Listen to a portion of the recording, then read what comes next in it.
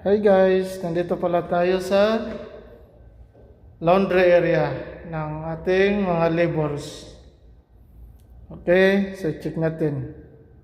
Ito yan guys, yan, una. Dito yan. Yan lang yung kaliit guys. Isang timba lang yung kasya dyan.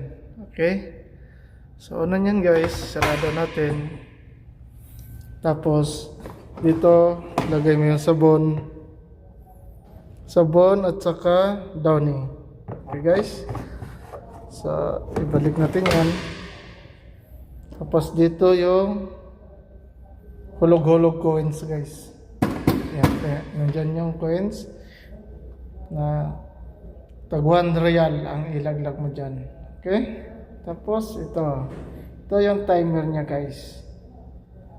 Yan yung indicator na it means okay na yan.